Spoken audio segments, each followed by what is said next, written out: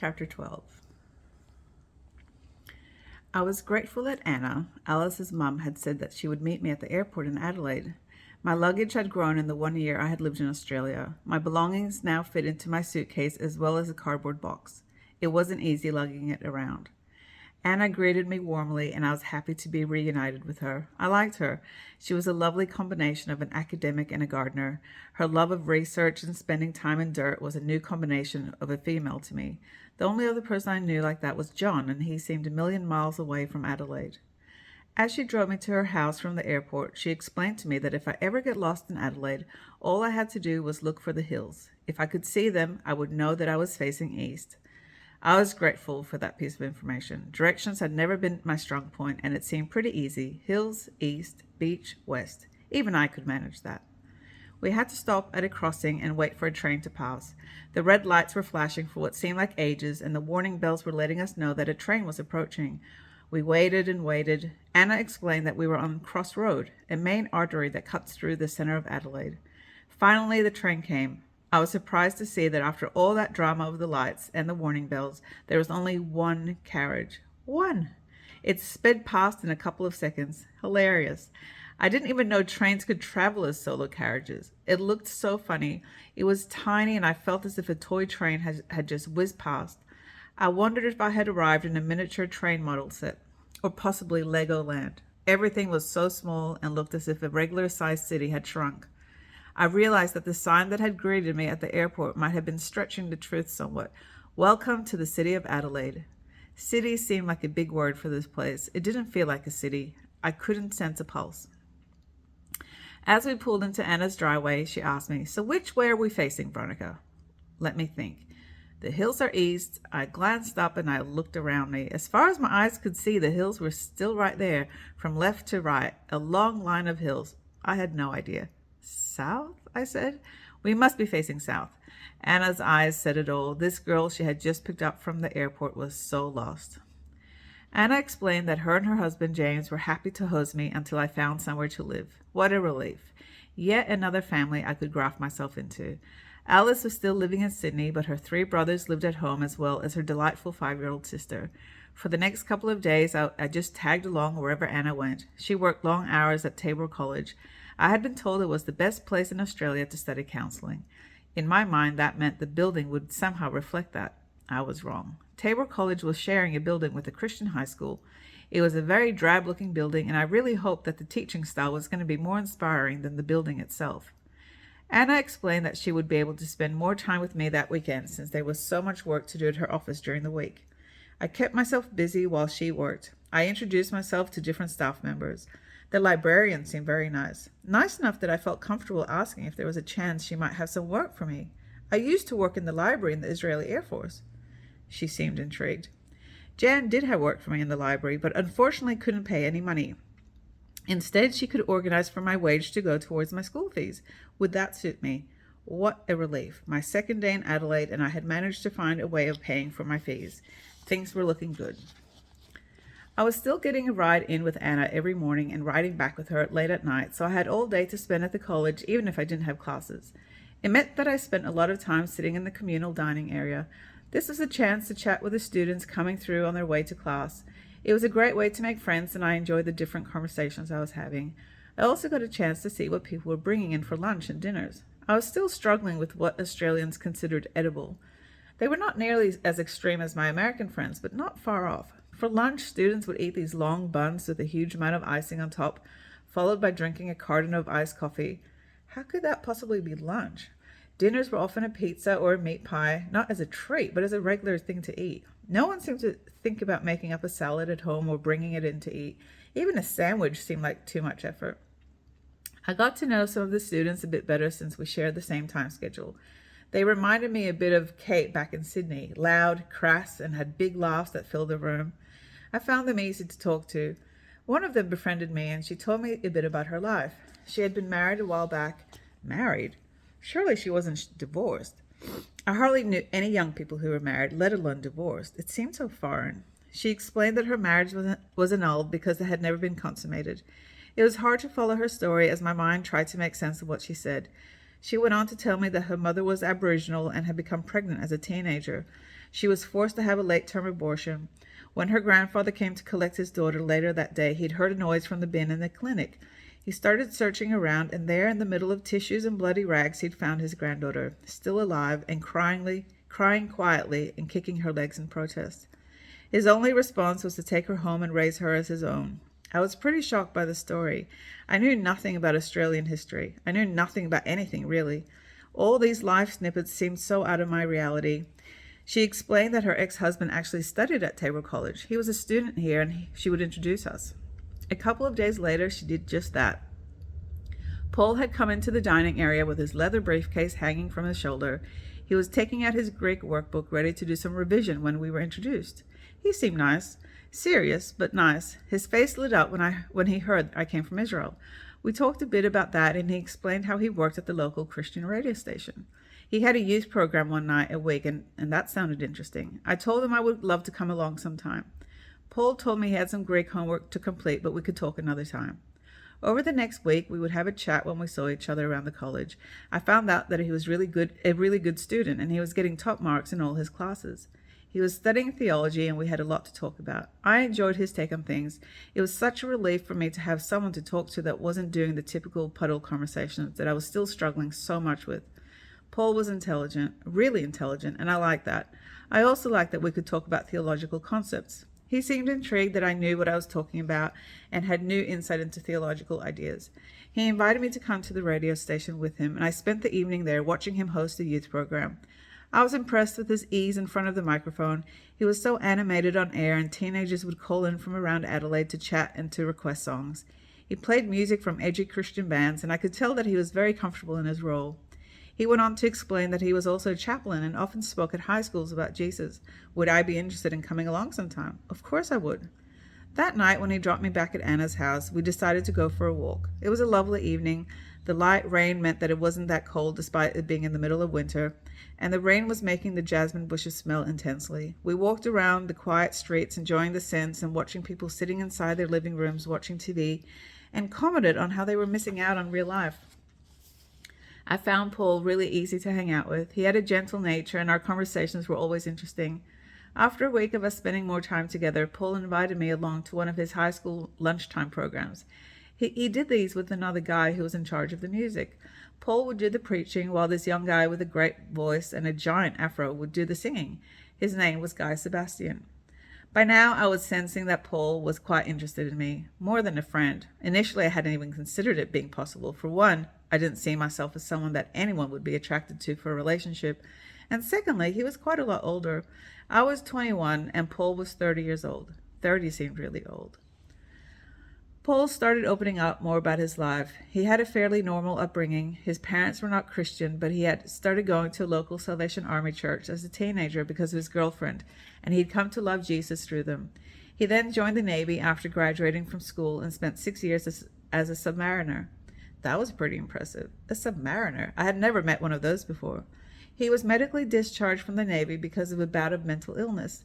He had then started going to Bible college, and miraculously God had healed him. Completely healed him, and there was now no sign of the mental illness whatsoever. Paul was a top student, so it was obvious that his brain was fully functioning. Wasn't it incredible that God had healed him? It was, and it was a great testimony. God was obviously very much part of his life. Paul and I spent more and more time together outside of college. I would spend afternoons at his house while he studied. He seemed to get quite lost in his love of study, so I would occupy myself with my own homework or look through his book collection. One Sunday afternoon, Paul suggested we have a picnic, and he brought along his guitar. We ate a nice lunch and that I had put together. Baguette, because to me every special moment needs baguette. I had suggested canned salmon as well, but Paul convinced me that brie and salami were a much better option. I was happy with his choice. It was nice to have Paul show interest. After we ate, Paul played the guitar for me and then leaned down and kissed me. It was so romantic. My guitar-playing theologian kissing me after a picnic in the Adelaide Hills. This was love. Such pure love. I couldn't exactly pinpoint how I felt about Paul, though. He was a bit elusive, but I loved our conversations, and I found his mind fascinating, and he obviously loved God a lot. What else could a girl from Jerusalem ever want? Paul and I were hanging out at his house a lot. Anna tried to suggest to me that maybe it wasn't such a good idea that I should spend that much time with him in his home. Temptation would be hard to resist. I knew she was right because things had already progressed pretty far. I was surprised at how physical our relationship was becoming. I thought back to my boyfriend in Sydney. I had ended things with Jolie because he had placed his hand on my stomach. And here I was doing things with Paul that technically belonged in the marriage bed. Well, maybe not exactly in the marriage bed, but they were heading in that direction pretty quickly. I wasn't completely comfortable with the things we were doing. Paul seemed a bit distant. Our conversations were still great, but he was a bit hard to connect with emotionally. I put it down to stress. He was putting a lot of energy into his studies, and he was giving a lot to his radio and chaplaincy. It seemed as if every time we caught up, the first thing Paul would say was that he had a headache or that he was tired. It made me feel as if I had to be careful of what I could expect from him. Maybe if I just gave him a bit more love, he would feel better. I was starting to question if this relationship was really a good thing or not. I was getting quite a few comments at college about being careful with Paul and not to rush anything. No one mentioned any specific warnings, but I got the feeling that people were concerned. They obviously couldn't see what I could see and have insight into Paul's amazing mind and hear the deep conversations we were having. Paul had told me that he wanted to show me the different places of his childhood, the schools he went to and where he played sports, and the house his grandmother had lived in before she took off and left his 13-year-old mother to look after her 4 younger siblings. The landmarks had meaning to Paul, and one evening he finally drove me around to each place, telling me their story.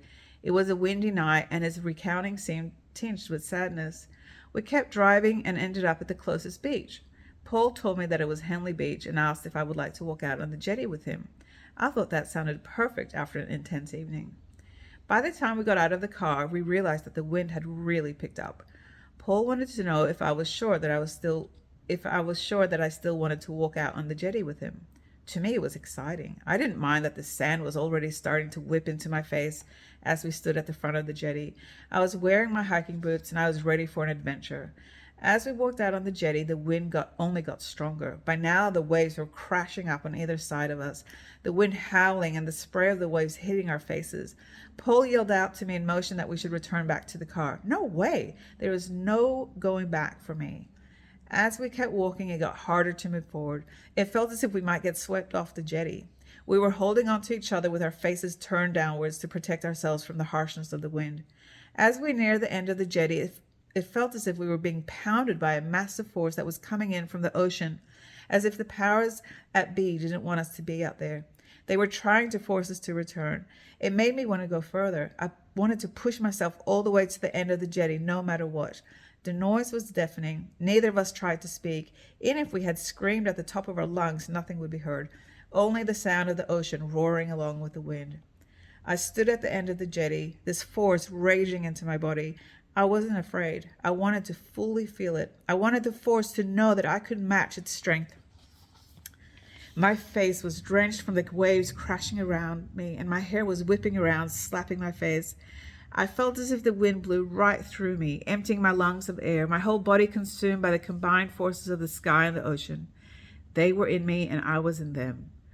Paul gave me a nudge. He wanted us to go back to the car.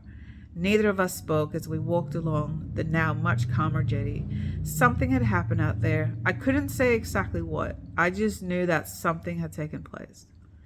We then drove back to Paul's place. As his housemates finished up a weekly Bible study group with some worship songs, Paul and I had sex for the first time. My virginity gone. Something that I'd been told was so sacred, special, and holy. It was lost to the sounds of the Hillsong lyrics, "Lord, I give you my heart, I give you my soul, I live for you alone." I could hear the group in the living room fervently singing each word. I lay there, my silk pajama shorts still on, the ones that Kate and Amy had bought me for my 21st birthday in Sydney. The shorts had remained on the whole time. Kate was wrong. You didn't need to get undressed to have sex. You could just keep your pants on. What a relief.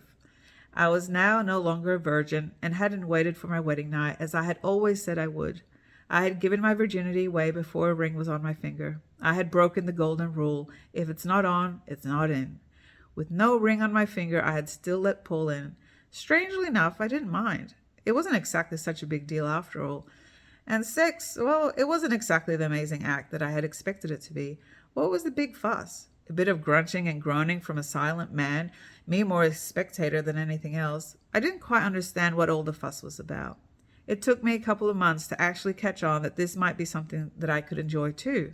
If I switched my mind off somewhat, surrendered a bit, and tried to connect with my body to a certain extent, then yes, I could join in on the grunting and groaning.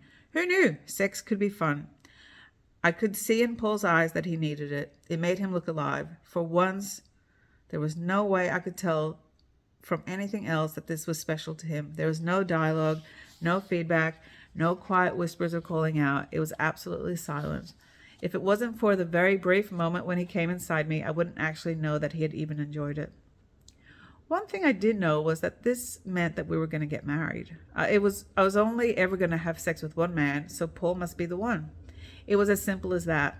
The hesitations I had started feeling about his emotional absence, his silence, and his constant headaches that meant he didn't want to participate in the many suggestions I had of things we could do together, all those voices from a deep place in me had to be set aside and not given any attention.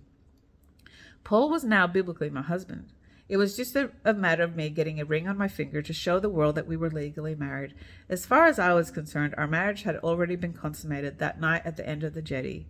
Even though the experience on the end of the jetty didn't actually feel like it involved Paul as such, but because of what followed in his bedroom later on, I just linked the two together.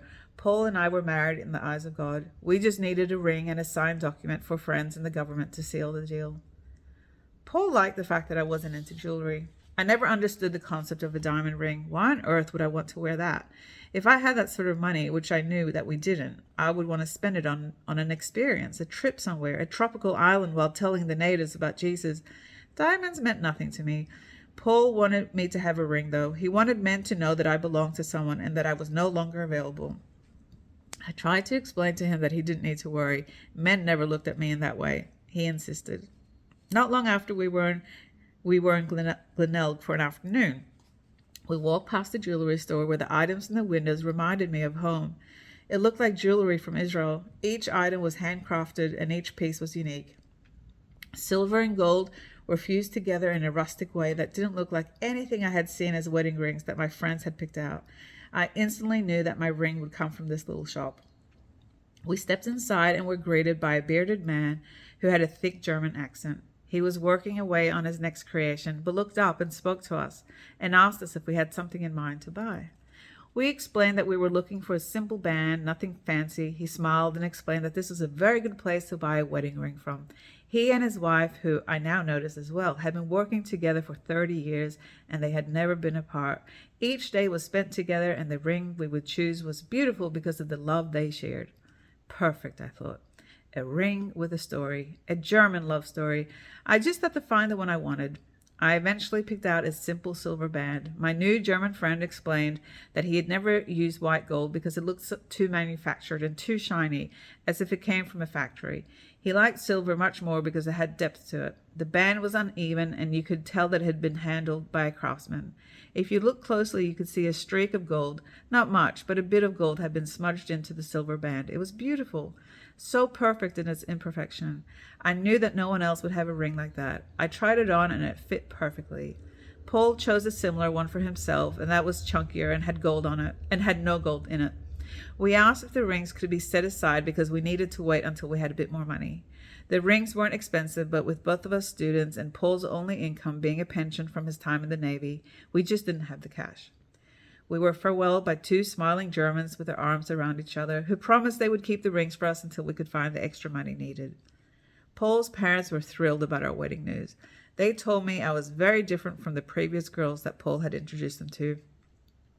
Despite me having nothing in common with their family, they still seemed relieved that their son would be marrying me. They laughed as they recounted the story of how Paul had returned from one of his submarine trips to Malaysia with Rosa, a prostitute that Paul had befriended. They had fallen in love in Malaysia, and Paul brought her to Australia for a new life. The romance hadn't lasted long. Rosa was very different to the sweet girl that Paul had first been introduced to back in Malaysia. Once the tourist visa expired, Paul's parents were so relieved that Rosa had to fly back home. I tried to look neutral, although my mind was worrying. Rosa, the prostitute? Prostitute? What? Somehow this little detail had been excluded from Paul's Navy days. His parents had continued talking, oblivious to what was going on in my head. To them, having their son with a prostitute was no big deal. It was harmless fun. Their house had a calendar with naked women. It was all a bit of a joke. I totally understood that it was part of their culture and that it didn't mean anything to them, and that no one minded, except I did. A prostitute? Yikes. This was a bit harder to overlook than Paul's growing silence, but I had to ignore it and distract myself from the niggling feeling of unease. I didn't say a thing. Our wedding was still a few months away, but in God's eyes we were married, and there was no room for any doubts. Paul's mother was the queen of organization. She never let a dirty plate sit for more than 2 seconds before it got whisked away to the sink and washed, dried, and put away. She was a woman of action, and she wanted to know about this upcoming wedding of ours. What did we have in mind? What were the details? She was happy to put some money towards it, but she would need to know what was happening. We hadn't really thought it through, but we knew that there was only one place to have the wedding ceremony, and that was the Henley Jetty. Henley Jetty at sunrise, to be exact, to symbolize a new start. Poor Margaret. I'm pretty sure that it was in this very moment that she realized that the game had changed. She was totally out of her comfort zone. A wedding on a jetty at sunrise? We explained that it was important to us and that no one else needed to come along. As long as we could get someone to actually legally marry us, we were happy to just have it be us. What about a dress?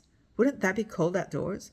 I explained that I wasn't planning on wearing a dress. It wasn't part of our tradition as a family. We wore jeans. Marge was horrified. Jeans! Could I please wear a dress? It didn't have to be a wedding dress, but a dress. I said I would think about it, but if I wore a dress, she would have to be okay with me wearing hiking boots with it. Hiking boots? Yes, my hiking boots were symbolic to me. They had taken me through many desert hikes with John. They were going on many more adventures, and I was going to wear them on my wedding day to symbolize a life of adventure with my man. Marriage wasn't going to stop me from the great adventure. Marge just gave me a look. Would I wear these hiking boots to the reception as well? What reception? We didn't need a reception. Marge tried her hardest to explain that it was really important to them as a family to have a reception, somewhere everyone could go and celebrate together after the ceremony. Marge had friends and workmates that were special to her that would want to be part of it. All right, fine. We could have a reception, and no, she didn't need to organize it. I would do it. Yes, I'd let her know if I needed money, but I probably wouldn't. Reception shouldn't need to cost a lot of money. There it was again, that look of exasperation. It turned out to be quite fun planning a wedding. A pastor that studied with me at college offered his church in Brighton Beach as a free place to have the reception. I liked that the ocean theme continued. I contacted the Farmers Union. Paul loved their iced coffee. He drank a carton every day. They seemed surprised at my request, but yes, they were happy to donate iced coffee for our big day. Food was a bit trickier to organize. The wedding ceremony was being held at sunrise at 6:47 a.m. to be precise. I doubted many guests would come for that, but I knew we had friends who would want to be at our reception a bit later in the morning. I decided to ask about 15 women from my college who I knew were coming if instead of a wedding gift, they could bring a cake to share. Turns out that every single one of them said they weren't very good at baking, but would buy something from the local cheesecake shop. Simple. I had my wedding reception organized. When I told Marge a couple of days later, I could tell she was holding back, telling me what she was really thinking. Instead, she wanted to know about decorations. What decorations had I organized? Oh man, not decorations as well. This was seriously getting too much. I had agreed to a dress of some sort. I had then agreed to wearing shoes with heels for the reception. I had drinks organized as well as a huge amount of cheesecakes. That wasn't enough? Apparently not. Marge wanted it to look nice. Fine, I would organize something. Leave it to me. I called a party shop and asked how much it would cost for 30 balloons. I figured I could get Marge to pay for this. Up until now, the wedding hadn't cost a cent. Colors? Oh man, the lady in the balloon shop was asking what colors I wanted. No, I didn't want white or pink like the lady assumed. I wanted it to be happy, a celebration. Red, blue, and yellow were the brightest colors I could think of. Make it 10 balloons of each color. There, done. I had my wedding reception fully organized. Everyone could now be happy. The big day approached, April 19th, 1997. Graham Buxton, Paul's favorite lecturer, had agreed to marry us. I really liked him. He genuinely seemed to care about us both. He had a twinkle in his eye and spoke from his heart. There's only one problem, though. He came from England, apparently the same part of England that the priest from the movie in The Princess Bride came from. It was hard not to laugh every time he opened his mouth, and he was going to marry us. There was a very high chance that somewhere in the ceremony he would need to say the word marriage. I really hoped that I would have enough power to suppress my laughter if he started the ceremony with marriage. Marriage is what brings us together today. Marriage, the blessed arrangement that dream within the dream. I figured that not many people would be joining us for the wedding ceremony anyways. As it turned out, I was completely wrong. First, Paul's parents said they didn't want to miss it. So did his brother and uncles and aunties. Then our friends from college said that they would be coming along. Even Kate was going to fly down from Sydney to be there. She was 8 months pregnant, but didn't want to miss out on her favorite Jew taking the plunge at the end of a jetty at sunrise. I had no idea so many people would want to come. Marge said she had known all along. She also said that people would be hungry at the time of the day. They wouldn't have a chance to eat breakfast because of our crazy starting time. Yes, I would let her organize to have a lady make pancakes at the ceremony by the jetty. Barb looked pleased and said she would just need to check with the council first. Everything was in place. The big day was just around the corner. Paul and I decided to drive down to the jetty to have a look at and take it all in. We wanted to remind ourselves of what it looked like. The last time we had been here had been so intense. It would be nice to see it in daylight and to picture ourselves walking out on the jetty. When we arrived, I could see that Paul was confused. Something was wrong. I looked around and there was the jetty, but there were also these cafes and shops, and I didn't recall from our evening a few months back. Turns out that we were getting married at the wrong jetty. Paul thought it was called Henley Beach, when in fact we had been at Grange Beach on that stormy night. God had met me at the end of Grange Jetty, not Henley Jetty. I could see Paul panicking, and it was too late to change anything. There wasn't enough time to get council approval for a new location. Henley Jetty would have to do. We could stand on the end and look out across the ocean and see Grange Jetty in the distance. I would make sure to ask someone to take a photo of us with the actual jetty in the background. Sorted. The big day could start. Alice flew in from Sydney a couple of days before the wedding.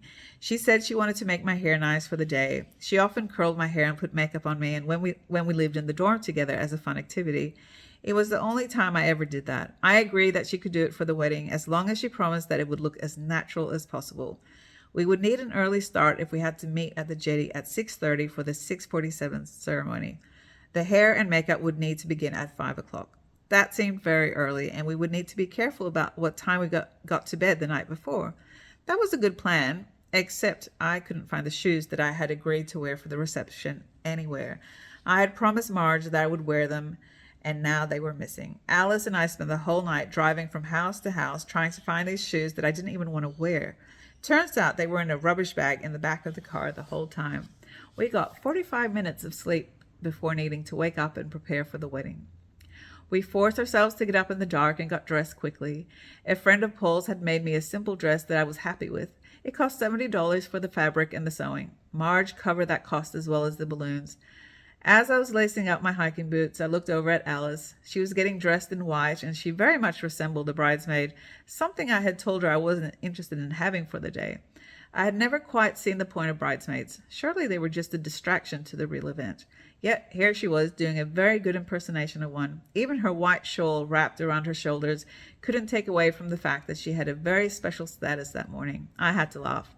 She was such a romantic. Fine, she could pretend to be my bridesmaid. I'd give her that. Alice completed my hair and makeup. She knew the rules. No color, nothing flashy, and it had to look natural. She'd done a good job. We were now ready to step out of our motel room and walk down to the jetty to meet the gathering crowd of people.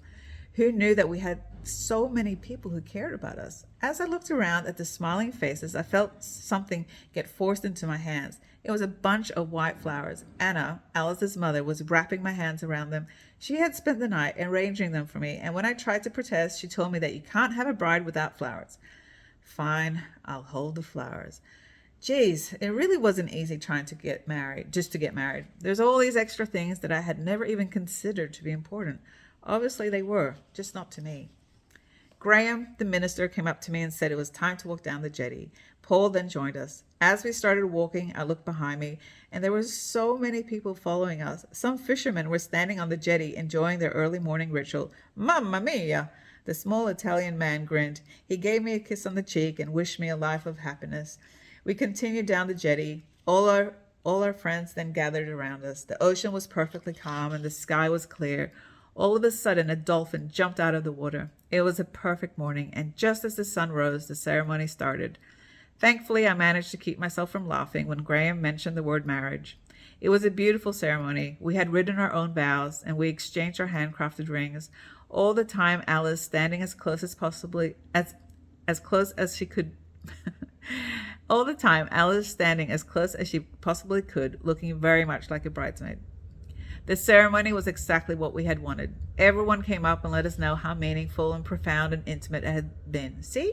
It's okay to do things as you want and not follow the script. We don't all need to have the cookie-cutter weddings. Who says weddings need to follow a formula? It turned out, though, that Marge was right after all. The freshly made pancakes were a hit with all our hungry friends. I noticed that there was a guy hanging around who I didn't recognize with a fairly impressive camera. He came up to me with a massive grin on his face and introduced himself. He was from the Advertiser, the local newspaper, and he'd been told that there was a couple getting married at sunrise on a jetty. He didn't want to miss the story. Not much happens in Adelaide, and this was something out of the box, and the editor wanted to do a story about us. We agreed to pose for photos, and in return, we had quite a few professional portraits of our wedding at no cost at all. Paul and I had been given a night in a fancy hotel looking out over the ocean by a friend. They had felt sorry for us for spending our wedding night at home. It was a very fancy room, perfect for Paul to do his Greek revision in. I spent my muchly anticipated wedding night sitting on a big bed watching my new husband go over his Greek verbs. The next morning, a newspaper was delivered to our door. There we were, an article about us getting married at sunrise, and some photos of us grinning about our future together.